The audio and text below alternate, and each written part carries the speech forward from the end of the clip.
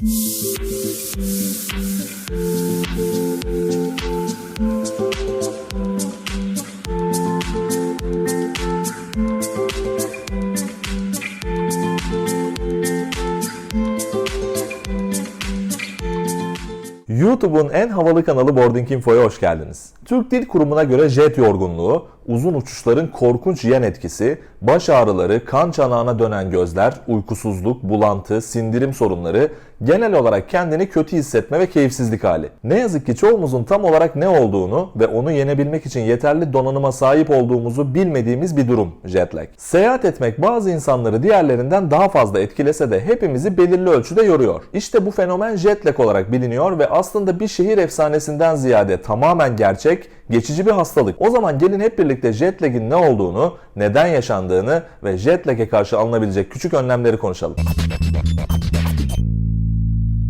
Jet lag'i birden fazla zaman dilimi arasında seyahat eden herkesi etkileyebilecek geçici bir uyku sorunu olarak tanımlamak mümkün. Vücudumuzda her hücre ve organın beynimiz tarafından kontrol edilen sofistike bir saat sistemi var. Sirkadiyen saat, uyku, uyanıklık, aktivite periyotları, metabolik faaliyetler ve sindirim gibi bir dizi vücut fonksiyonunu düzenliyor. 24 saatlik bir periyodu ifade eden sistem her gün ışık, sıcaklık döngüsü ve yiyecek gibi ipuçlarıyla kendi kendini resetliyor. Uçakta seyir esnasında 2 saat dilimi arasında fiziksel olarak geçiş yaparken vücudumuzun iç saati, sirkadiyen ritimlerimiz geride bıraktığımız zaman diliminde kalıyor. Yani vücudumuzun kendisiyle vücut ayarlarımız arasındaki senkron kayboluyor. Biyolojik saat sistemimiz ve dolayısıyla vücut dengemiz şaşıyor. Uyku döngümüz tamamen değişiyor. Bilişsel yeteneklerimiz, metabolizma ve bağırsaklardaki peristaltik hareketlerimiz azalıyor. Hakkımızdaki her şeyi organize eden bu sirkadiyen sistemde meydana gelen bozulmaya da jet lag deniyor.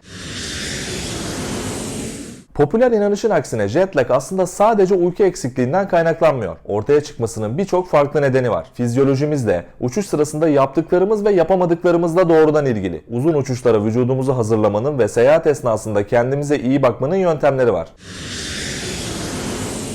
En büyük sorunlardan biri uçuşta vücudumuzun susuz kalması. Uçak kabinlerindeki havanın aşırı kuru olduğu hepimizin malumu. Yüksek irtifalarda seyahat ediyor oluşumuz bu durumun en temel sebebi. Aynı zamanda kabindeki havanın gündelik yaşantımızdaki ortamlarda maruz kaldığımız nem oranından daha düşük oluşu da diğer önemli neden. Seyahat boyunca maruz kaldığımız dönüşümlü kuru ve sağlıksız kabin havasını bir de meşhur dehidratörler olan alkol veya kafein oranı yüksek içeceklerle birleştirince alın size kuru bir cilt, kıpkırmızı gözler, baş ağrısı, halsizlik ve hatta baş dönmesi yani jet lag. Çay, kahve, gazlı içecekler ya da alkol uçakta yorgun ve stresliyken içgüdüsel olarak en ihtiyacımız olan şeylermiş gibi gelebilir. Ancak vücudumuz için yapılacak en iyi şey bunlar değil. Jet lag sorununun önüne geçmek için yapılması gereken vücudun sıvı dengesini korumak. Bunun da en etkili yolu uçuş boyunca sürekli su içmek. Vücudumuzun hidrasyon işlemine yardımcı olacak bu eylem uçuş deneyiminizi çok daha kaliteli hale getirmenin ve rahatlamanın en basit yolu.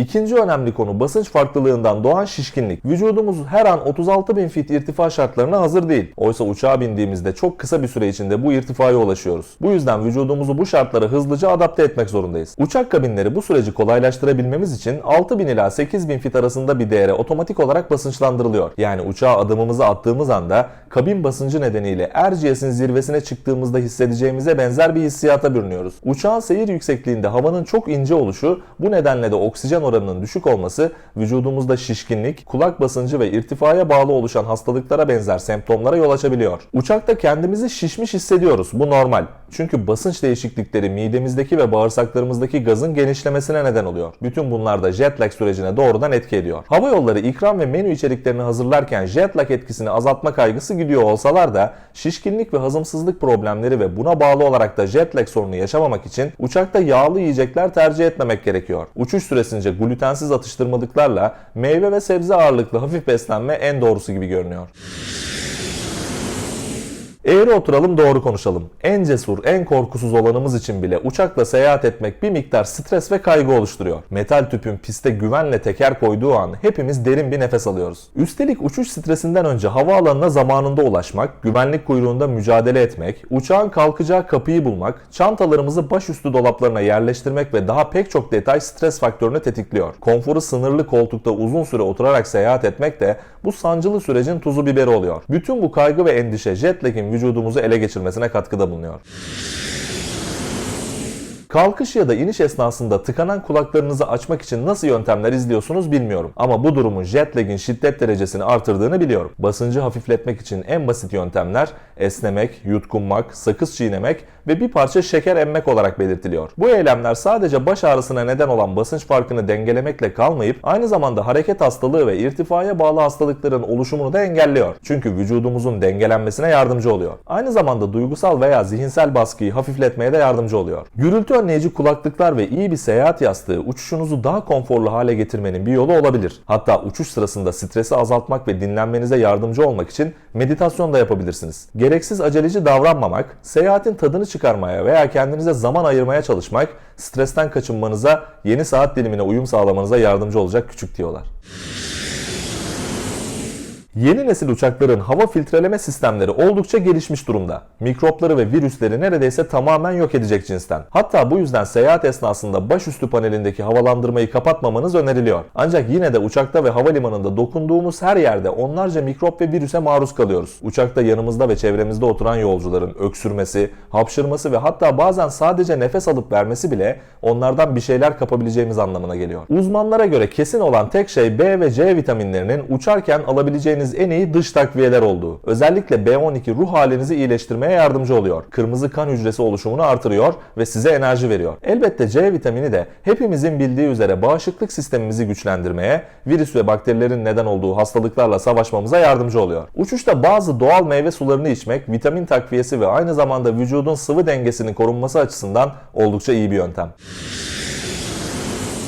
Kabin içinde dolaşmak, kan akışını hızlandırmak ve beynimize oksijen göndermenin en basit ve en etkili yöntemi. Bu sayede seyahatin ortaya çıkardığı yorgunluk ve şişkinlik sorunlarıyla savaşmak mümkün. Uçakta uzun süre oturmaya bağlı olarak ortaya çıkabilecek toplar damarda kan pıhtısı oluşması, yani derin ven trombozu ölümcül sonuçlar yaratabilecek kadar tehlikeli. Bu sorunu engellemenin tek çözümü de hareket etmek. Her yarım saatte bir diğer yolcuları rahatsız etmeden kabinde kısa yürüyüşler yapmak ve oturduğumuz sürede vücudun çeşitli kas ve eklemlerini çalıştıran egzersizleri denemek sizi başta jet lag olmak üzere birçok potansiyel sorundan uzaklaştıracak. Seyahat esnasında kendinizi rahat hissettiğiniz bol giysiler tercih etmeyi de unutmayın.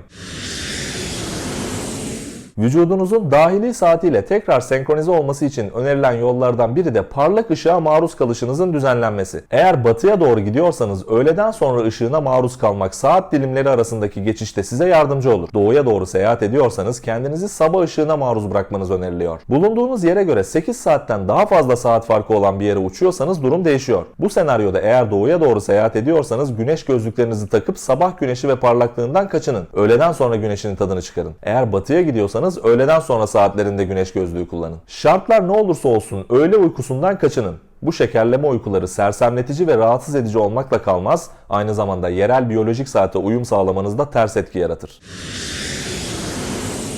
Vücudunuzu saat farklılıklarını hızlı bir şekilde adapte edebilmenin bir diğer yolu da vücudumuzun uyumamıza yardımcı olmak için doğal bir şekilde ürettiği bir hormon olan melatonin takviyesi. Yatmadan yarım saat önce takviye melatonin almanın hedeflediğiniz saat dilimine uyum sağlamak konusunda faydası olduğu görüşü hakim. Ancak ben kişisel olarak bu tip dış takviyeler almak yerine doğal yöntemlerin tercih edilmesi gerektiğine inananlardanım. Jet lag etkisini azaltmak için uzmanların önerdiği bir diğer önemli konu uyku saatleri. Eğer gece seyahat ediyorsanız uçuşta uyumanız öneriliyor. Varışta gün boyu uyumayı düşünmüyorsanız, eğer uçuşunuz gece ise bile uçakta uyumamayı deneyin. Bu kulağa zor ve anlamsız bir seçenek gibi geliyor olabilir. Ancak biyolojik saatinizi sıfırlamanın en etkili yöntemi. İşte böyle. Siz de uzun uçuşlarda ağır jet lag sorunu yaşayanlardan mısınız? Tecrübelerinizi ve varsa kendinize az korunma yöntemlerinizi yorum olarak iletebilirsiniz.